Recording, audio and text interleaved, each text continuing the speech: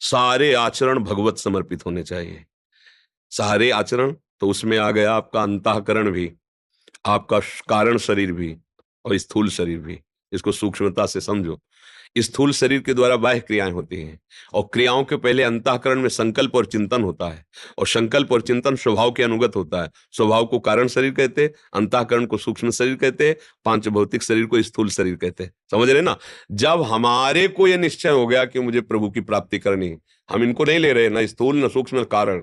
सोहम तवास्मि शरणम तवाश्रिता, सोहम तवा। अरे मैं तो भगवान का अंश हूं, मैं तो नित्य प्रभु का जन हूं।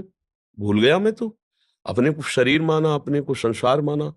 पहले स्वीकृति हुई मैं की, मैं प्रभु का।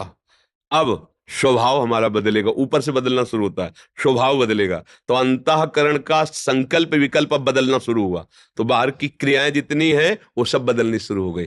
प्रभु का जन होकर के मैं ऐसा कार्य कैसे कर सकता हूं? चिंतन बदला, क्रिया बदली, तो तदर्पिता अखिलाचारिता। जितने आचरण वो सब प्रभु की प्रसन्नता के लिए हो गए। श्री कृष्ण अनुकूलेन प्रतिकूल से वर्जनम, कोई भी प्रतिकूल आचरण नहीं। अब बचा क्या? केवल भगवान का चिंतन, केवल भगवान। अखंड स्मृति का मतलब केवल बराबर माला चलाना नहीं होता, एक एक वृत्ति। जैसे गोपांगनाएं जो हमारे ब्रज की गोपीजन है, घर लीप रहे हैं, उहार रहे हैं, ओखली में धान कूट रहे हैं, आटा पीस रहे हैं, भोजन बना रहे हैं, गाय दूह रहे हैं, कर तो ये सब क्रियाएं रही बाह्य व्यवहारिक गृहस्थ की, लेकिन चित्त वृत्ति मुरारी पादार्पित चित्त, एक एक वृत्ति कृष्ण में लगी हुई है। यह अखंड स्मृति, यह है महाभागवत। आज तक कोई ऐसा भक्त नहीं हुआ जिसने गोपी चरण के रज की वंदना न की हो। जब ब्रह्मा शंकर उद्धव आदि करते हैं तो इनके नीचे ही सब भक्त रहते हैं। त्रिभुवन में कोई भक्त गोपी के समान नहीं है। भीष्म पितामह जी का जब भीष्म स्तव अंतिम समय, तब वो प्रभु से प्रार्थना कर रहे हैं, हे गोपी वल्लभ, जो आपने गोपी जनों को सुख प्रेम प्रदान किया, अब अंतिम समय मेरी बुद्धि कुंवारी रही, आज तक किसी का वर्ण नहीं किया आपके सिवा, आप इस मेरी बुद्धि रूपी कन्या का वर्ण कीजिए। और मतलब अंतिम समय गोपी जनों का स्मरण कर रहे। नारद आदि उद्धव आदि ये सब गोपी चरण वंदना करते हैं। ऐसा अनुराग, एक एक वृत्ति कृष्ण में, और केवल कृष्ण के लिए सारी चेष्टाएं हो रही। गाय दूरे तो मीठा दूध हो, मीठा दही जमे, मक्खन अच्छा निकले और मेरे प्यारे आवे, और जैसे मैया से लड़के छीन के पाते हैं वैसे पावे या चोरी चोरी पावे, और मैं छुप करके देखूं, फिर दौड़ के जाऊं और उन्हें पकड़ूं, फिर वो डरते हुए दिखाई दे, ये मुझे सुख चाहिए। वैसे ही भगवान आते। भगवान माखन चोरी, कुंड भरे बाबा के, कुंड, वहां दही दूध रखने के लिए बाल्टी और कलश नहीं थे, कुंडों में रखा जाता था, लाखों को में लाके। ये भक्तों, अब एक एक वृत्ति भगवान में अर्पित करने के लिए तदर्पिता अखिलाचारिता। आपके सारे आचरण, सारी क्रियाएं भगवत विधान के अनुसार होनी चाहिए। कार्याकार्यो व्यवस्थितो तस्मात् शास्त्रम प्रमाणम ते। शास्त्र के अनुसार श्री कृष्ण ही तो गीता गायन कर रहे हैं।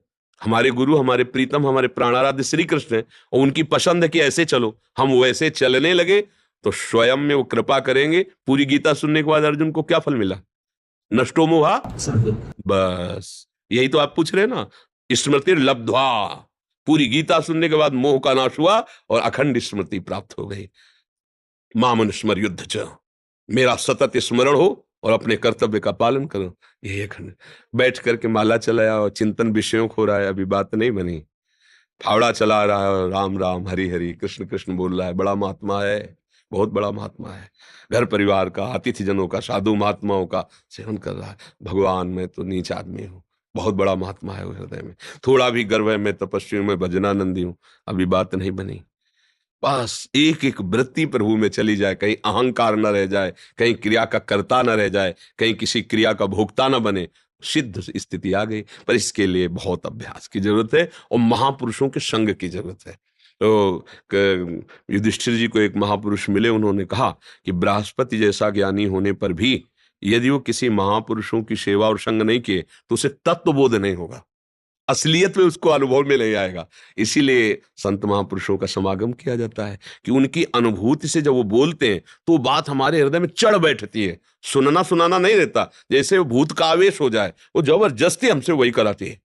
अब हमको जीना ही वैसे पड़ेगा जैसा वो चाहते हैं। अगर किसी संत का हृदय से वर्ण कर ले, ये हृदय के वर्ण की बात करे, तो उनकी बात तुम्हारे ऊपर चढ़ जाएगी और वही करवाएगी जो वो कह रहे, तुम कर ही नहीं सकते उसके विरुद्ध। ये महापुरुषों का बल होता है। तो भगवत प्रेमी महापुरुषों का संग करे और अपने जीवन को, अपने मैं को प्रभु के चरणों में समर्पित कर दे, तो अखंड स्मृति जागृत हो जाए। समस्त क्रियाओं को शास्त्र सम्मत करते हुए निरंतर भगवत स्मृति अंदर से रहना, ये है समस्त साधनाओं का फल।